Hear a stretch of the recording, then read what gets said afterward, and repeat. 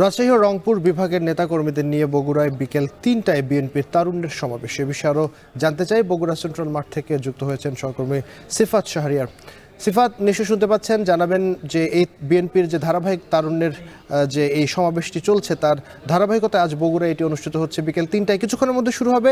কারা কারা অংশ নিচ্ছেন কেন্দ্রীয় নেতারা এবং একই সাথে যারা অংশ নিতে এসছেন সে তরুণরা কি বলছেন? আমরা তরুণদের সাথে কথা বলেছি, তারা আগামীর রাজনীতিতে তাদের যে অংশীদারিত্ব সেটি বাড়াতে চান। আমরা জানেন যে এখানে কেন্দ্রীয় নেতা নজরুল ইসলাম খান এবং রুহুল কবির রিজভী থাকবেন, যিনি দলের সিনিয়র যুগ্ম মহাসচিব, এবং অন্যান্য যারা আয়োজক, যুবদল, স্বেচ্ছাসেবক দল এবং ছাত্র দলের নেতাকর্মীরা এখানে আছেন যারা আয়োজক। এমন একজনের সাথে কথা বলতে চাই। মুন্না ভাই, আপনি তো এই আয়োজন করছেন, আপনারা ৩ সংগঠন মিলে, আপনি প্রধান বক্তা। আজকে কি বার্তা দেবেন তরুণদের উদ্দেশ্যে?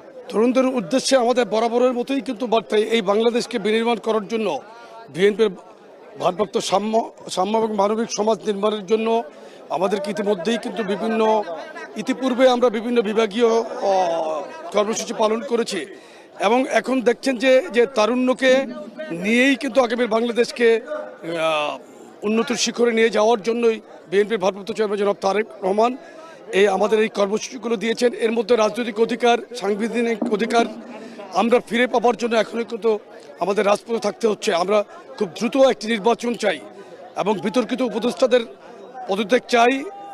বিশেষ করে যে মাহফুজ আলম এবং আসিফ মাহমুদের পদত্যাগ আমরা চাচ্ছি।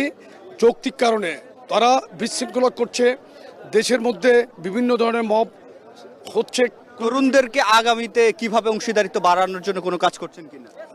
অবশ্যই, ডেফিনেটলি আমরা তরুণদেরকে মানব সম্পদে পরিণত করে মেধাদীপ্ত, বুদ্ধিদীপ্ত একটি সমাজ গঠন করার জন্য প্রয়োজনীয় সমস্ত পরিকল্পনা আমরা করছি। আগামীতে রাষ্ট্র ক্ষমতায় বিএনপি আসলে ইনশাল্লাহ প্রত্যেকটি জিনিসই আমরা বাস্তবে পরিণত করব।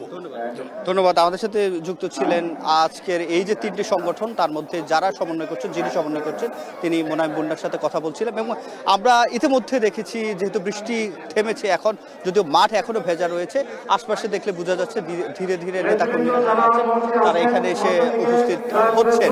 এবং তারা যেটি বলছে, 4টার আগে মাঠ পূর্ণ হয়ে যাবে বৃষ্টি উপেক্ষা করেও।